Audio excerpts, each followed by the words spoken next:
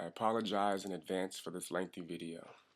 I wanted to be as detailed as possible, and as a result, it turned out to be longer than expected. So I broke it down into two parts. Hello, my name is justinnicholaselamruff. I am publicly broadcasting myself in response to Guru's health situation. I am the nephew of Guru, Keith Elam, the son of Guru's older sister, the grandson of Guru's father. One of the many reasons people love my uncle's music is because his lyrics are filled with truth. From Gangstarr to Jazzmatazz, he has stayed true to his roots. Since his truth remains consistent, I feel it is only right that I give you the truth. Sunday, February 28th, 2010, was the last time a family member saw Guru, Keith Elam, in a coma state at the hospital. As each day came and went, I began to grow anxious and frustrated over the fact that Guru's mind was being stimulated by sources other than his family. My frustration increased after releasing my first public broadcast when reports surfaced stating that Guru had awoken from his coma and was speaking out about his family and reporting that he is doing fine and recovering. Quote unquote, Guru issued a statement on allhiphop.com, "I am doing fine and I am recovering. I'm weak though. Solar is the only person who has the accurate info on my situation. All info from anybody else is false. I appreciate your well wishes and all the love." It was also reported that Solar had the only access to Guru and the only accurate information regarding the status of his health. It was reported that Solar told allhiphop.com, "The doctors say that he will fully recover from his illness. We thank everyone who sends prayers our way, and we appreciate the outpouring of love from around the world." I was baffled over this and wondered how it could be possible for someone to wake up from a coma and be able to understand and speak for themselves about their condition. It just seemed unreal that he would be able to comprehend everything that was going on only days after he awoke. I felt as though something was going on behind the scenes and struggled with the reality of it. On March 4th, 2010, at 9:56 p.m., a tweet appeared on Solar's Twitter page that stated, "I have not prevented or would I stop Guru's family from visiting with him. In fact, I contact them daily. Anything other than that is a lie." After reading this, I made up my mind that I have to go to New York right now and try to see my uncle. The man said it wouldn't be an issue, right? Because family wouldn't be stopped from visiting them. I got on a flight to New York the next morning, Friday, March 5th, 2010. The following morning, Saturday, March 6th, 2010, I went to the hospital with two friends. I walked up to the woman sitting at the information desk in the lobby of the hospital and informed her that I was here to visit Keith Elam. She asked for my name, and I gave it to her before telling her that I was his nephew. She politely responded by saying that she needed to check the list. After checking the list, she informed me that my name was not on it. She then placed the initial list to the side and picked up another one to review. After looking at it, she let me know that I was not allowed to see Keith Elam. I gave her a blank stare and then let her know once more that I was his uncle. She said, "I understand that, but I cannot let you see him." I immediately asked to speak with the patient advocate. She informed me that the patient advocate was not in the building on the weekends. I then requested to see the hospital supervisor. She picked up the phone and called the supervisor's phone extension. When the supervisor answered, the woman at the information desk asked her if I would be able to see Keith Elam. A couple of seconds went by, then she hung up the phone. She then informed me once again that I would not be able to see him. I then asked the woman if I could speak directly to the supervisor.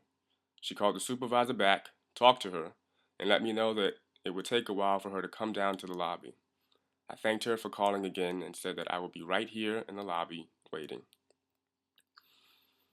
After waiting for about 30 minutes, the supervisor came down to the lobby. The supervisor sat down next to me and explained that because my name was not on the healthcare proxy, I would not be able to see him. I interrupted her as she was finishing her last sentence. I was previously prepped by a lawyer friend of my mother's about what a healthcare proxy is, and I was ready to hop all over the subject. I felt like it was imperative for me to sound like I knew what I was talking about so that I would not be denied access.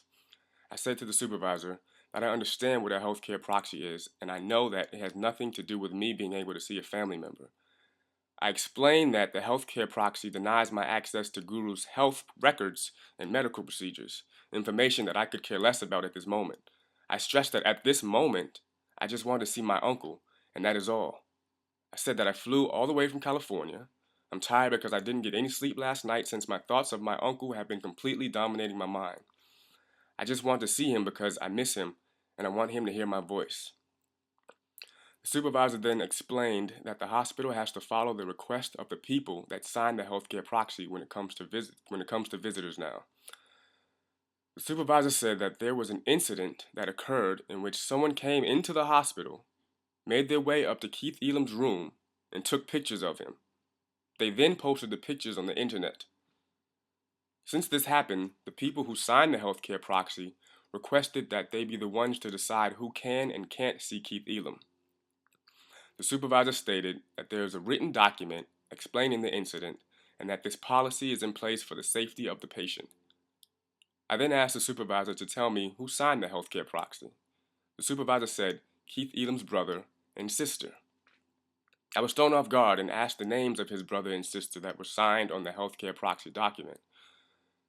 The supervisor told me that the name signed as Keith's brother is the name of Solar, and that the name signed as Keith's sister is the name of Solar's wife. I felt myself begin to boil with anger and started to lose my composure. Luckily, a friend of mine helped remind me that I need to be calm and relax. How could I be calm in this situation? I'm only human. I was just informed that Solar and his wife have fraudulently signed their names on the healthcare proxy and are posing as Keith Elam's brother and sister. Solar is claiming to be my uncle, and his wife is claiming to be my mother. Wow. I gathered myself and remained calm. The supervisor then said that she could give me the contact information for the names on the healthcare proxy so that I can ask them if they would give me authorization to see my uncle. I thanked the supervisor for the information. I immediately went to call my mother's lawyer friend. I was unable to reach him. I called various family members to vent and explain the new information that I found out about the healthcare proxy. I then called my uncle, Guru's brother. He said that he would call the hospital and try to get me access to Guru. His attempt failed. My frustration was growing. My mother's lawyer friend called me back, and I explained to him the information I received about the healthcare proxy. He stated that if there is fraudulence on the healthcare proxy, the signers will be in trouble. I asked him if he would be willing to come to the hospital now and help me get in to see my uncle.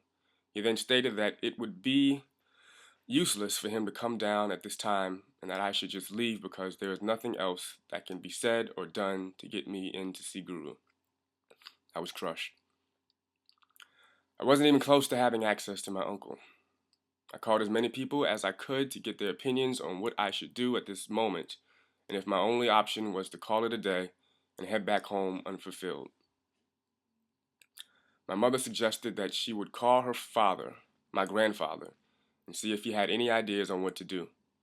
He told her that he would call the hospital and try to speak to the supervisor. Long story short, after talking with my grandfather, the supervisor came back down and stated that the legal department of the hospital has contacted Solar and that he was on his way to allow access for me to see my uncle.